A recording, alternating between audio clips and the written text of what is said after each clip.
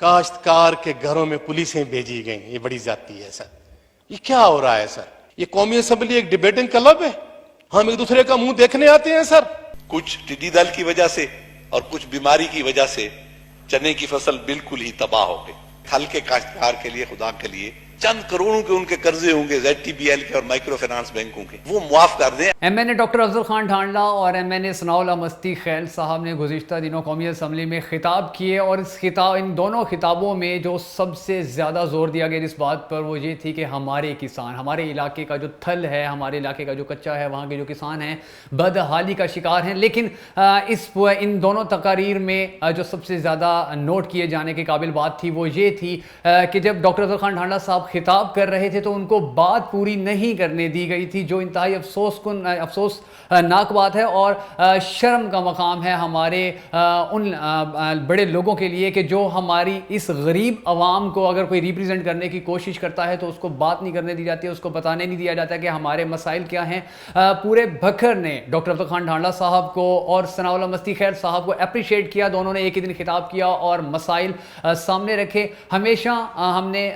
جو ہمارے منتخب اراکین اسمبلی ہیں ان کے حوالے سے بات کی، اگر وہ اچھا کرتے ہیں تو ان کی جو اچھائی ہے وہ سامنے لائی جاتی ہے بھکر نیٹ ورک کی جانب سے. اگر کچھ ایسا ہوتا ہے کہ جس کی جانب ان کی توجہ کروانی مقصود ہو تو وہ بھی ہم سامنے لاتے ہیں تاکہ ہمارے جو منتخب اراکین اسمبلی ہیں جو ہمیں ریپریزنٹ کرنے کے لیے ہی منتخب کیے جاتے ہیں عوام کی جانب سے، وہ ہمارا مقدمہ اسی طرح لڑ سکیں جس طرح اب ان دونوں شخصیات نے لڑا ہے. ثناء اللہ مستی خیل صاحب نے کہا کہ وہاں یعنی کہ ان کے حلقے میں اور بھکر میں اوورآل یہ سین چلتا رہا ہے کہ جو پولیس تھی وہ جاتی تھی، اے سی ہیں، ڈی سی ہیں، یہ لوگوں کے گھروں میں جاتے تھے اور وہاں سے گندم برآمد کرتے تھے، وہاں سے ان کو تنگ کرتے تھے، ان کی سیلف رسپیکٹ خراب کرتے تھے اور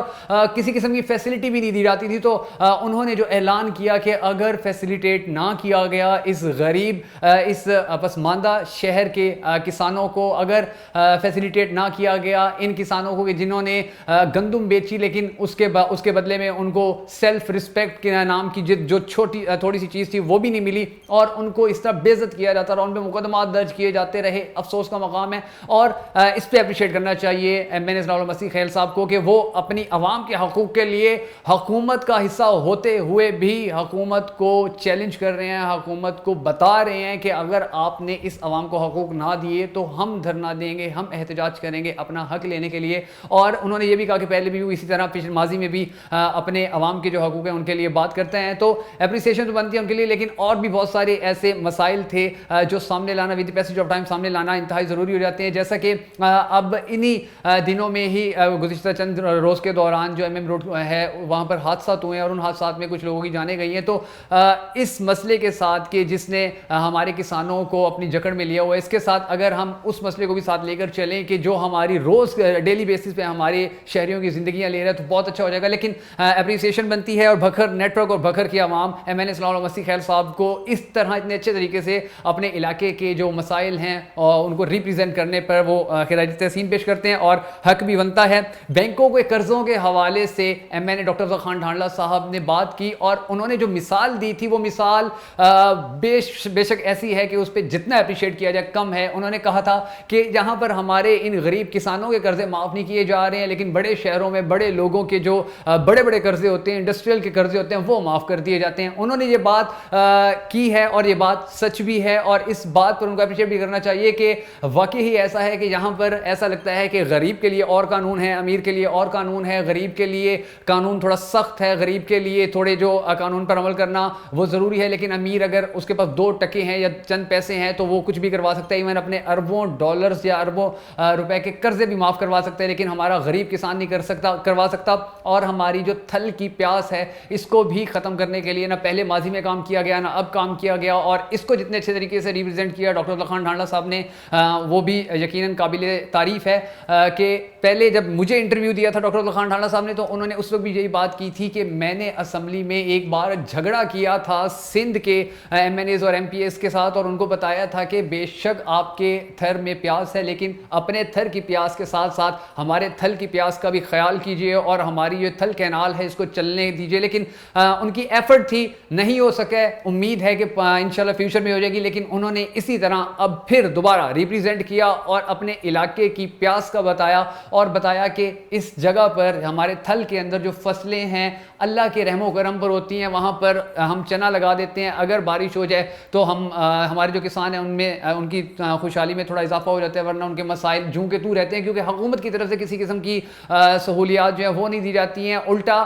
چھاپے مار کے گندم نکلوا لی جاتی ہے, الٹا چھاپے مار کے چنے کی بوریاں نکلوا لی جاتی ہیں, جو کہ قابل افسوس ہے. اس طرح اگر بھکر کے مسائل ریپرزینٹ کرنے کے لیے ہمارے ایم این ایز, ہمارے ایم پی ایز, ہمارے منتخب اراکین اسمبلی سامنے آتے رہیں گے اور اسی طرح حق ادا کرتے رہیں گے اپنے ایم این اے بننے کا, جس طرح ان دونوں شخصیات نے کیا, تو یقیناً اہلیان بھکر ان دونوں ایم این اے سمیت سب کو اپریشیٹ بھی کرے گی, ان کی تعریف بھی کرے گی, اور ینگ جنریشن جو ہے وہ سب سے زیادہ خوش ہوگی, کیونکہ جو ینگ جنریشن ہے وہ یہی امید رکھتی ہے کہ ان کے جو مسائل آج تک سامنے نہیں آ سکے ہیں, آج تک ان کے مسائل پہ بات نہیں کی گئی ہے, اگر وہ اب کی جائے گی اور اس طرح کی جائے گی جس طرح ان دونوں شخصیات نے کی, تو بہت اچھا امپیکٹ جائے گا ینگ جنریشن کے اوپر, اور ینگ جنریشن کو امید لگے گی, ینگ جنریشن خوش ہوگی کہ ہمارے جو مسائل ہیں سامنے لانے کے لیے جو ہمارے ریپریزنٹیٹیوز ہیں وہ اپنا بھرپور طریقے سے کردار ادا کر رہے ہیں. اس کے ساتھ ساتھ کچھ اور مسائل ہیں جو بھکر کے حوالے سے یقیناً فوری طور پر وہ بھی حل ہونے چاہیے, یعنی کہ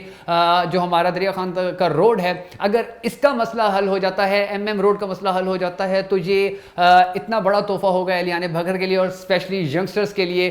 کہ جس کے بارے میں شاید سوچا بھی نہیں جا سکتا. ہماری کوشش ہمیشہ سے یہ رہی بھکر نیٹ ورک کی کہ ہم اپنے بھکر کو ریپریزینٹ کریں, ہم اپنے بھکر کے مسائل کو سامنے لائیں, ہم اپنے بھکر کے لوگوں کی آواز بنیں, اور آج یہ دونوں اسی طرح اپنے شہر کے مسائل سامنے لائے, اپنے شہر کے لوگوں کی آواز بنے, اور اپنے شہر کے جو